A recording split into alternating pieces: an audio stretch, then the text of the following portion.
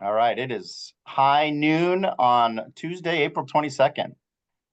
Welcome everybody to the webinar. We'll let a few more people trickle in here, but really excited to have you all with us today.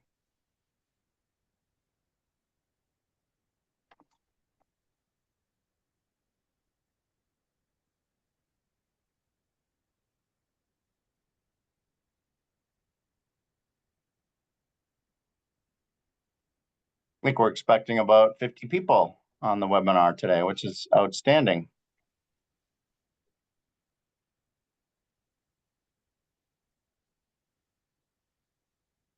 So if you're just logging on and you're seeing the opening questions there's a couple of opportunities to jump in and say hello in the chat. You could tell us what town you're coming into or coming from, like Lori is in Candia. Good to have Candia in the house. And Wyatt from Rye. Hello, Wyatt.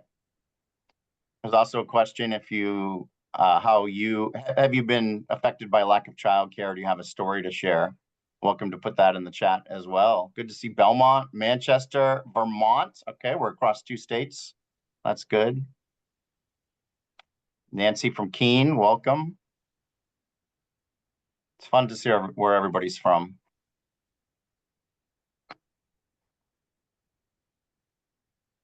We have the chairman of the board on the webinar. Welcome, Brian Bouchard.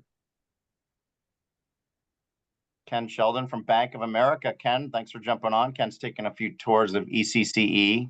I imagine Ken's going to have some good questions for Kristen and Maureen. Hard to get care for my special needs young adult. Lori popped in. Courtney Riviere Spencer's daughter just started Easter Seals. That's cute. I hope that's going well so far. Beautiful Manch Vegas. Leave it to Megan.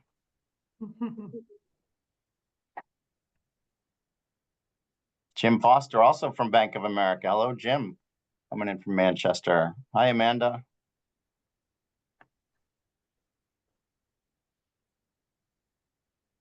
I love that everybody's popping into the chat already and getting comfortable because we'll be doing a question and answer session. Will be a large chunk of this webinar. So we want everybody to feel comfortable and ready to be interactive. Just give it a couple more seconds and then we'll get started here.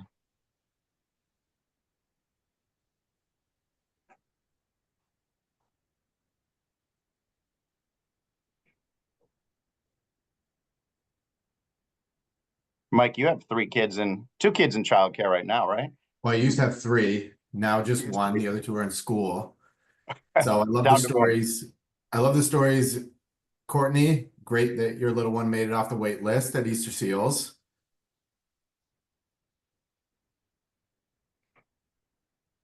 Good child care, hard to find.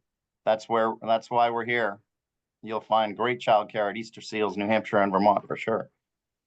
All right, I think we can get going. What do you think, Maureen? You ready to start this up? Sure. All right. Well, officially, everybody, thanks for joining us. Welcome everyone to our first ever webinar here called the Inspiring Possibilities Easter Seals, New Hampshire and Vermont Impact Sessions. Today we'll be focusing on our ECCE program, Early Childhood Centers of Excellence, ECCE. There's a dire need for more quality childcare throughout the Granite State, and we're here to tell you how Easter Seals can be a big part of the solution. You'll be hearing from 4 people today that you see on your screen. Hello, Maureen Beauregard, our president Hi. and CEO of Easter Seals, New Hampshire and Vermont. Hello, Kristen McGuigan, Senior Vice President of Early Childhood Services. And we also have Mike Leary and myself, Jamie Staten, we're major gift officers. So a couple of notes here. This session will be recorded and your audio right now should be muted. After a brief presentation by both Maureen and then Kristen, we're going to transition to a question and answer session. And when we hit the Q&A, we will transition to making everyone here a panelist. And at that point, you'll be able to see everyone on the call and you can feel free to turn your video on if you like. That'll be after Kristen's presentation. There will be 2 options for asking questions a bit later in this webinar. You can use the chat function. We'll be monitoring that. And then once you're a panelist, you'll be able to raise your hand and we can call on you. And I'll remind you all of this again once we get to that question and answer session. So we're ready to get rolling. Without ado, here's Maureen Beauregard. Thank you, Jamie. Thank you, everyone, for being on the webinar. I'm excited to talk about Easter seals. I've been here 5 years, and it has been a wonderful journey. Even though at the beginning there was COVID, and the effects of it were massive, we have gotten to the other side, and I feel that we are on an upward trajectory, which feels really good. Everything we do, every decision we make is always about our mission. And it feels really good to be here. When we think about Easter seals, people often think about my sister Carolyn, who was the Easter seal poster child back in the 70s. That's her picture behind me. And she's my why. She was a kid who needed help and came to Easter seals. And she said if it wasn't for Easter seals, she never would have learned to walk. And that just fills my heart and my passion and my drive here at Easter Seals. When we think about Easter Seals, it's New Hampshire and Vermont. And I have to say a bit about Vermont because it is really an amazing child welfare program that we have in Vermont. And having grown up in the foster system, worked in DCYF, it is so refreshing to see and to be a part of an organization that has such a wonderful program. In New Hampshire, we work with littles to adults, older adults, and veterans. And, every year we give away over $9 million worth of services to folks that look to us. And there are about 19,000 people that knock on our door. As an organization, we're over 150 million in revenues and expenses. And when I talk about that, that's mission impact. That's pretty awesome to be a part of something that puts that much impact out into the community.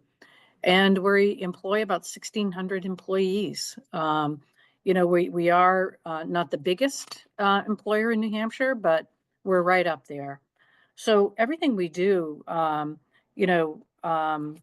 is about folks with varying abilities. And I'm very proud of the work that we're doing at our early childhood centers of excellence. And, there's before COVID and after COVID, before the pandemic and after the pandemic. And the pandemic forced a lot of childcare providers out, period. It was hard to survive. And I do feel like it was survival for us. But it's really nice to be on the other side and know that we are thriving. We are absolutely thriving. And what we did is we said, okay, children with varying abilities, just like adults and others, today we're focusing on the children in the ECCEs. We are going to put our shoulder into it. We are going to look at what we've done. We are going to deconstruct and reconstruct our early childhood centers of excellence. And that is exactly what we've done. I'm very proud of the work. We're embracing children with special needs by saying our classrooms are going to have children with special needs up to 50%. It could be more. Kristen can give you more information on that. And as you know, across the state, the expense of childcare it's like a mortgage payment. I have my twins are 25-year-olds, and I remember having to pay, for two of them at the same time, and it was startling back then. And it's equally startling today. So I'm going to let Kristen really take the lead on this. We are blessed and fortunate to have her at the helm. She brings a unique.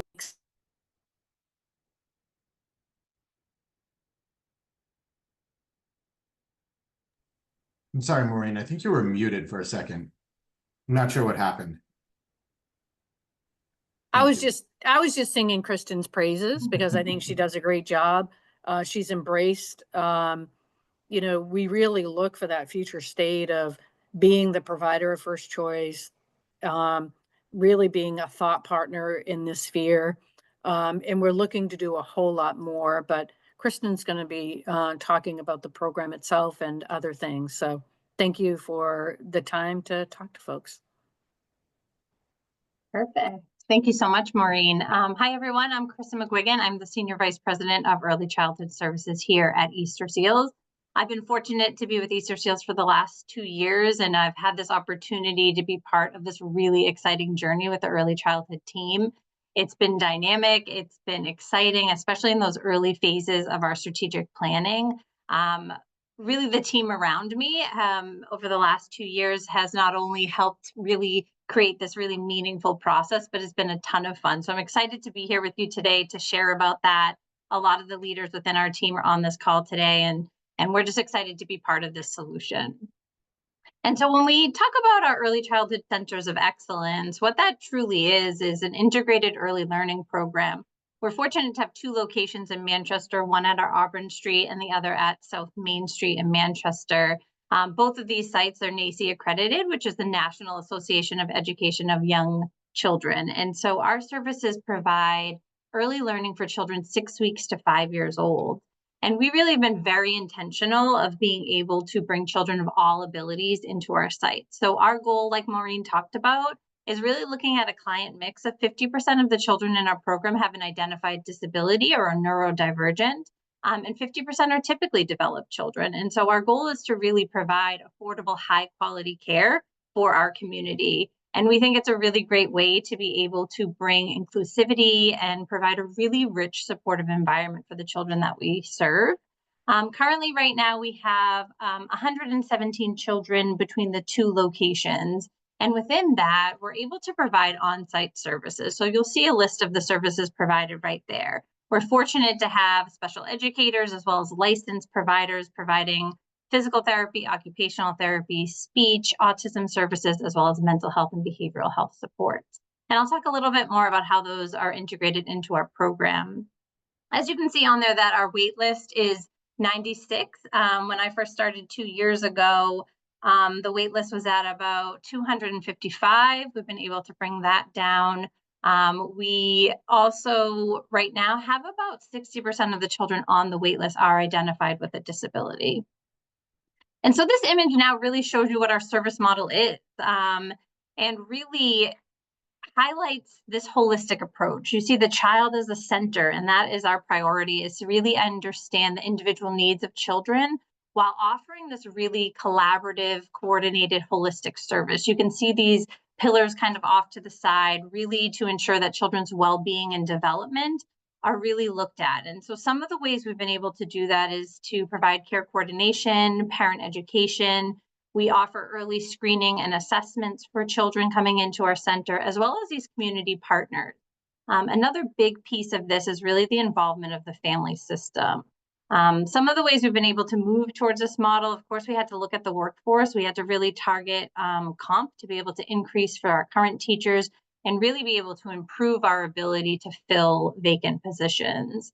When I first started, we had about 15 open positions. We now fully staffed and really have high quality teachers coming into our center. We've also been able to really invest in our environments, which I'll share a little bit with you, some pictures of that, implementing some new assessment tools, as well as really hiring on a director of care coordination that really looks at integrating care plans and coordinating with families the services that are on site. This next slide really talks about the benefits for the children in a program. Obviously, our goal is to create a setting where children with or without a disability can come together and learn and grow in the same environment, which really offers a wide range of benefits for both the children and the broader community. What I think is so beautiful about it is that we definitely are working towards supporting children to transition into school after they graduate from our program at 5 years old. But we really believe that we're supporting life beyond school. We're really promoting an environment that mirrors the real world, where people of all abilities live and work and interact with each other, to really create these meaningful opportunities. So this list really just showcases how children are embracing this model, building these beautiful friendships and helping empower each other through their unique and special characteristics.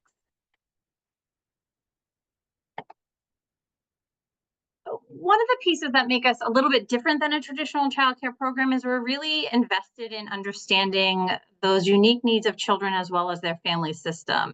And so we have high quality screening and assessment tools that help us identify those developmental delays, any learning disabilities, as well as behavioral concerns that we can really be able to detect early on. Our hope is that we can do that sooner so that we can see better long-term outcomes. And so when a child enrolls in our program, we provide a screening tool called Ages and Stages Questionnaire that really is looking at a wide range of areas such as communication, gross motor and fine motor, problem solving, and social and emotional skills. We just implemented a new assessment tool called Smart Teach, which allows teachers to really assess and track children's developmental growth and areas for improvement. And these tools are really allowing us to stay on track with kids and be able to do those internal and external referrals for services early on. The great thing about these as well is that the findings and the outcomes of those children's strengths and areas of challenge or developmental needs are then shared with families. We have quarterly meetings where the teachers, the providers, and the families come together to really review and plan out those goals with the treatment team. And it really allows us to monitor and support outcomes for children. Moving on to some exciting stuff in regards of environments. If anyone knows Maureen, you know that she's very passionate about having high quality environments across the agency. And part of that is really that there's research that shows this correlation between high quality environments and positive outcomes for individuals. And so for us, we're so grateful that the agency has invested in really looking at the physical, social, and emotional aspects of the environment. We really believe when we can plan and structure what environments look like, it's really going to promote safety and development for young children. So I'm going to show you a few pictures of our West Side location. So again, this is South Main Street in Manchester. And so on the left, you'll see that was what our classrooms were looking like in the beginning of our strategic planning process. And we've been really fortunate to make some changes in regards of the flooring and painting to just brighten up the environment and bring in some more of that natural light, as well as some funding through grants to have enhanced learning materials and resources within the classroom. The next slide kind of shows, just again, we all know infants and children and teachers need lots of things. And so we need to create a place that is organized for us to be effective and efficient within our work, and really a place that the teachers and the families are really proud of bringing their children to. And the last slide is just another view of what that structure kind of looks like now. And my last slide, which I'm so grateful I get to share with you, is a story about a family that is enrolled in our East Side location. So this is Malachi and Kyler. Kyler's on the left-hand side. He is almost 5 years old, and Malachi, who is a little over 2. They began their journey with Easter Seals in July of 2024 after being on the wait list in September 2022. So this family, as you can see, mom and dad in the middle, they moved to New Hampshire from East Africa 6 years ago. They initially called due to concerns about their child's social skills and their ability to truly engage with other children. And the parents really talked to us about really needing or really seeking an environment that was really supportive, that would help their children really thrive and develop in an inclusive setting. And for us, our program really focuses again on that family-centered approach, having caregivers as really the active members. And this family has truly embraced that. Being part of our child care community has been beautiful to see, because we really believe that families bring a valuable cultural insight and experience that can really enrich the child care environment. And so within our centers, we provide bi-weekly, monthly events, and this family takes part in those, and they're really designed to foster a sense of community where parents can share resources and experiences and mutual support. So from the moment that they were on the wait list, they collaborated with our care coordination team. So our care coordination team really is the first person that families have contact with to gather information about children's individual needs, as well as looking at family social determinants of health. And so when that family back in July of 2024 received the exciting news of getting into a slot, they were overjoyed, because as we saw in the chat and we've heard from people just quickly on the beginning of this webinar is that it can take a long time to be on a wait list to really be able to access affordable, high quality care. So at the moment of enrollment, Malachi and Kyler completed those early screening tools that did show some needs for some additional support. So Malachi was able to begin some services in our early supports and services program, which is specifically for children birth to age 3. These services are provided directly in his classroom, which allows for the teachers to be able to observe those services being done by the providers, to be able to do those within the classroom when the services aren't being offered. And then Kyler began to attend outpatient services with our therapeutic team, and those were conducted on site in our therapeutic treatment rooms. And we really see that when the teachers and the providers are on the same page, really working collaboratively, the child experiences consistency in an approach, and it's much easier for them to learn and apply those skills. And so we continue to offer ongoing communication and those wraparound meetings with the family to make sure that everyone's on the same page with the language and the messaging that we're offering to the children. So now, nearly a year later, the progress they've made has just been tremendous. I saw this family in the hallway the other day, and big smiles on all of them. So much love and excitement for the partnership and collaboration that they have with the teachers as well as the directors on site. The parents are thrilled because they're really seeing that their children are learning new skills, becoming much more confident in that social setting. And most importantly, their speech and their language skills have extremely improved. Looking ahead, the family is definitely open to additional supports and services, as there may be a potential for further diagnosing for these children. But I really believe that the team's strength is providing support to the families to maintain a focus on children's abilities rather than a label. And so we're going to continue to work with this family and ensure that services truly wrap around them. And so for me, this story is a true testament of the power of patience, the power of collaboration, as well as having the right support systems in place for children. And so our team is truly proud to be part of the success of their story here at Easter Seals.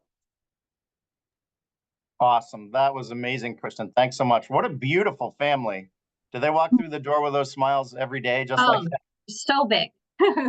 They seem like a super happy family. So we've reached the question and answer portion of this webinar. So what's going to happen over the next minute or two is each of you will be made a panelist so that you can see everything at the top of your screen. When that happens, for a split second, it may look like your webinar is being closed out or the screen is going dark. That's just the transition. Hang with it, and then you will pop up as a panelist in short time. And again, if you want to ask a question once you're a panelist, you can just hit the raise your hand function and we'll call on you, or you can type your questions into chat, and we're going to get rolling with a couple of those right now. And Kristen, you had been talking about the developmental screenings, quarterly parent meetings for students. Courtney wanted to know, do you provide those for all students or just those with identified disabilities? Yeah, that's a great question. So yes, that is for everyone that's enrolling. So again, those screening tools happen at enrollment, and then every 6 months we're monitoring those. So yes, for us, it's a way that we're constantly screening and evaluating, but it also gives great feedback for families to see where their children are and the things that they can do to continue to support their development.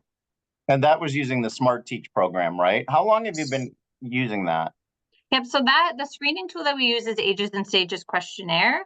The Smart Teach we just implemented that in September. And so we had the first round of kind of results and did some of those parent-teacher conferences in December. What kind of reaction did you get from the parents? Parents love it. Love it, because it gives them really concrete, measurable things to be able to use. And it's a really great tool for teachers to feel really confident in those conversations, to feel like they're really organized in the feedback that they're providing to families. For people who drop their child off at daycare down the street, daycare ABC 123, are most of those in New Hampshire, to your knowledge, using things like Smart Teach? No. And I think that this is what helps us create these centers of excellence, is the technology that we're using to really monitor and track the children that we're serving. Maureen, I think this might be a question for you. Pamela wanted to know, what does the future state of ECCE look like for Easter Seals? It is our desire to do more. And I know Wyatt Davis is on the webinar, and I just need a shout out to him Yeah, for sure. really walking beside us and getting us to where we are today. So thank you, Wyatt. As we look ahead, we know that childcare is an urgent issue. It's not a little bit of an issue, it's a crisis. It is our desire to keep moving and growing, and we may have a couple of opportunities to do that in New Hampshire. You know, the issue rests with, you know, startup cost, and you know, when we're at a site, how much does it cost us to operate it? And you know, we're proving that by investing in staff, by investing in place, by investing in doing all the right things for kids, that you can be successful. So we'd really like to duplicate this in other parts of the state. Yeah, I think that was a question that Maureen that just came in from Nellie. Is there room to grow in other areas of New Hampshire? And clearly you think there is. Oh, there's a deficit in most places for childcare. And it's, you know, for us to do that and to do it in a way that it needs to be sustainable. And we're on a sustainability path from Manchester. And when we're looking at other places where it's a sustainable project, you know, looking for resources to help us to kind of pay up front for some of the hard cost is critical to that. But there's definitely more room to grow. I feel that a magnificent model has been created, and Kristen and her team are in it to win it. They are fantastic. Mike, I didn't know if you wanted to jump in with a question. Yeah, I think I've just got a quick note. If anybody would like to be, I know some people aren't in as a panelist. If you'd like to, you can just raise your hand or put it in the chat and I can make sure to invite you again. I know it's kind of choppy, but one thing, a great question keeps coming up is how do we keep finding quality staff? And finding and retention of staff is something I've always been amazed with here at Easter Seals. And just walking into the room and seeing how happy these people are is my favorite part about visiting ECCE. So maybe Kristen and Maureen, you can talk a little bit about how do we find and retain such high quality staff members? Yeah, for sure. And I think another pillar of what makes us centers of excellence are the teachers and the staff doing the work. And so I think we've had to be really creative. Again, when I got here, 15 open positions was a lot for us to navigate. And I think we worked